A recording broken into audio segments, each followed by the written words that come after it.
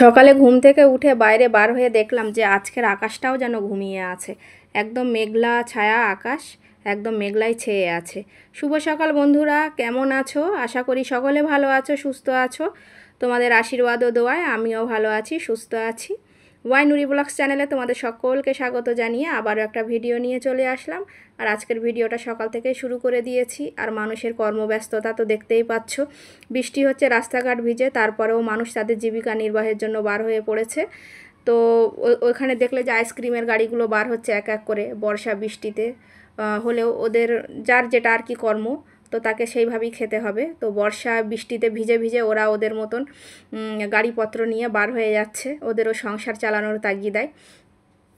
তো একটু ব্যালকনিতে বসে বসে দেখলাম আর একটু ভিডিও করলাম, বেশ ভালো লাগলো। সকাল হলেই যে মানুষের জীবনে কত কিছুর প্রয়োজন হয়, কত কিছু মানুষের লাগে সংসারের জন্য, সেই সবের জন্যই মানুষ টাকার পিছনে ছুটে বেড়ায়। তো সেটা এদেরকেই দেখলে, যারা একটু মানে কম ছোটোখাটো কাজ করে, তো তাদেরকেই দেখলে বোঝা যায় বর্ষা বাদলায় বৃষ্টিতে কত ছুটে ছুটে তারা পরিশ্রম করে একটু সংসারের জন্য, টাকা উপার্জনের জন্য, বাচ্চাদের মুখে বউর মুখে হাসি ফোটানোর জন্য। তো সেটাই দেখলাম, সত্যি মানুষের জীবন কত কষ্টের, তাই না?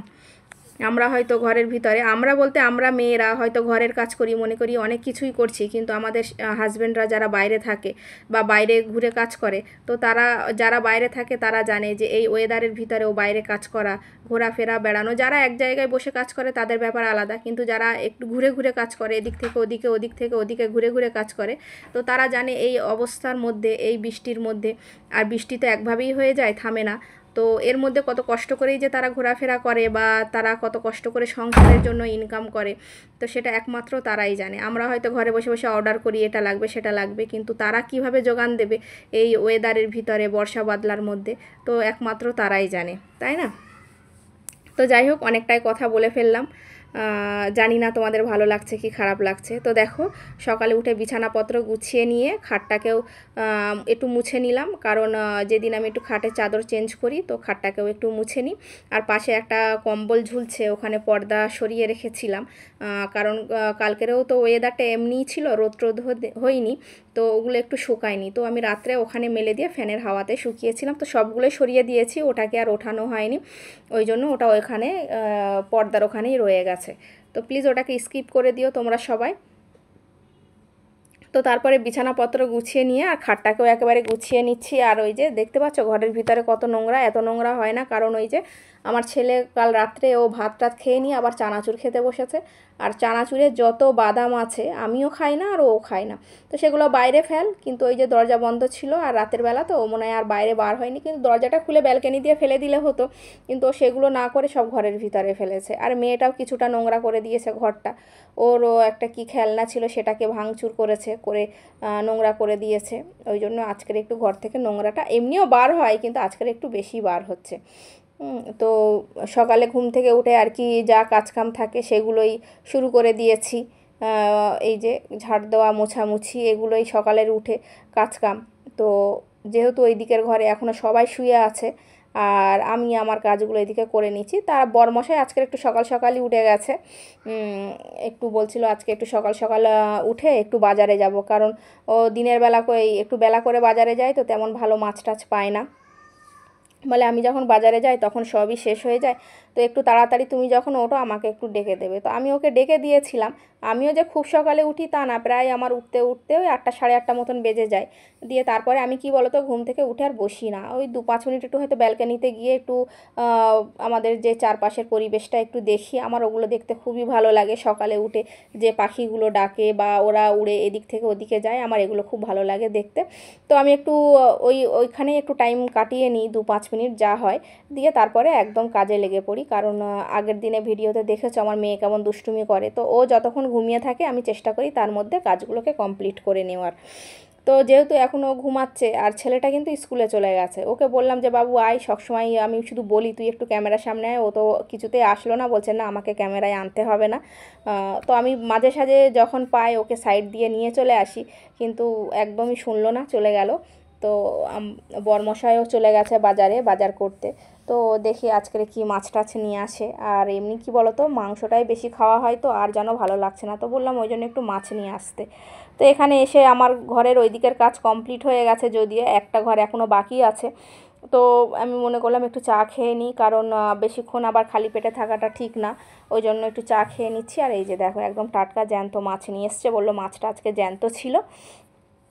অনেক দিন পরে একটু সকাল সকাল বাজারে গেছি, একটু ভালো টাটকা মাছটা পেলাম। তো নিয়ে এসে ওই সব কিছু করে দিয়েছে, আমি এই যে নুন হলুদ মাখিয়ে ভাজতে দিয়ে দিয়েছি, এখানে ভাজা হচ্ছে, আর পাশে আমি ভাতটাকেও বসিয়ে দিয়েছি। আর এই যে মাছগুলো সব নুন হলুদ মাখানো আছে, আর এই যে দেখো আমার ভাতটাও ফুটে গেছে, মাছটাকে ঘষতে ধুতে যা দেরি তার মধ্যে আমার এদিকে ভাতটাও ফুটে গেছে। আর তারপরে যে মাছগুলো বাকি যে মাছগুলো আছে সেগুলোকেও দিয়ে দিচ্ছি, কারণ মাছটা না মেয়ে একদম খেতে চায় না, ও তো শুধু বলে আমি, ও যে পাপা ওর মাছ নিয়ে এসছে, পরে ঘুম থেকে উঠেছিল দিয়ে বলছে আমি কিন্তু ফিশ খাবো না, ও ফিশ বলে, তো বলছে আমি কিন্তু ফিশটাকে খাবো না। তো ওর জন্য আগের দিনে মাংস রান্না করেছিলাম, সেগুলো ছিল, আমি বললাম তোমাকে টেনশন করতে হবে না আম্মা, তোমার জন্য আমি মাংস রেখে দিয়েছি। একদম মাছ খেতে চায় না, তো জোর করেই ওকে খাওয়ানো হয়। বাচ্চা মানুষ মাছ না খেলেও হয় না, রোজ রোজ মাংস খাওয়াটা ঠিক না, যদিও আমি সবজি দিয়ে ওকে মাখিয়ে ভাত দিই, কিন্তু মাংসটা ও 1-2 পিস করে লাগে। তো আজকের দিনের বেলাতে দেব মাংস, রাত্রেতে আর দেবো না, কারণ আর থাকবে না, আমি মাছ দিয়েই দেবো। তো শুধু ও বলছিল বরমশাই যে একটু মাছটাকে সুন্দর করে ঝোল করবে, কষা কষা করে। তো শুধু ঝোল করলে আমার যেন ভালো লাগে না, তো একটা বড় আলু কেটে 4 ফালি করে একটু ভেজে নিচ্ছি, কারণ মাছ ভাজাতে একটু আলু, মাছের ঝোলে একটা আলু একটু থাকলে ভালো লাগবে খেতে, কারণ আমি ওই শুধু পেঁয়াজের ঝোল দিয়ে খেতে পারি না, একটু আলু হলে ভালো হয়। আর ওই আলুটাকে একটু ভেজে নিলাম, কারণ ভেজে নিলে আরও ফ্লেভারটা একটু ভালো লাগে, টেস্টটা একটু বেশ সুন্দর হয়, ওই জন্য একটু ভেজেও নিলাম। তো তারপরে পেঁয়াজ ওখানে লাল হয়ে গেছে, যা যা মশলা দেওয়ার সবই দিয়ে দিচ্ছি, দিয়ে একটু ভালো করে নাড়াচাড়া করে একটু পেঁয়াজটাকে কষিয়ে নেব, কারণ আমার বরমশাই আবার খেতে গেলে বলে তুমি এমন রান্না করো যে পেঁয়াজগুলো আস্ত থাকে।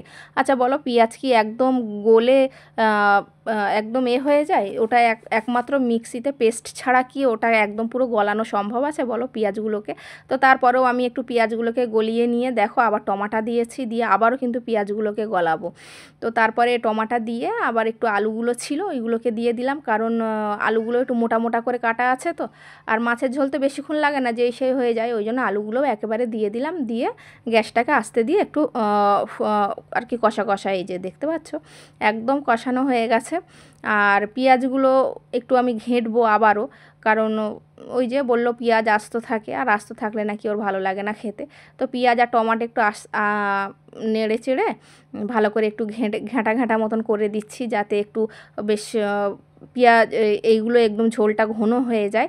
তো ওই জন্য একদম একদম কষে নিলাম ভালো করে নাড়াচাড়া করে। আর এই যে একটু পানি দিয়ে দিলাম অল্প করে একটু, কারণ একটু ফুটে উঠলে নামিয়ে নেব, মাছটাও নরম আছে, টাটকা মাছ তো বেশি ফোটালে একদম ভেঙে যাবে। তো আমি ওই অল্প একটু ফুটিয়েই নামিয়ে নেব। এই যে দেখতে পাচ্ছ ধনেপাতা দিয়েছি, আর একদম দেওয়ার 2-1 মিনিটের মধ্যে ফুটে গেছে। তো একটু কষা কষা মতন হয়ে গেছে, তো নামিয়ে দিয়েছি, হয়ে গেছে আমার রান্না। আর এদিকে গ্যাসের জায়গাটাকেও মুছে নিচ্ছি। তো বন্ধুরা, ভিডিওটা কেমন লাগলো অবশ্যই জানিও, আর যদি ভালো লাগে লাইক শেয়ার কমেন্ট সবটাই করে দিও।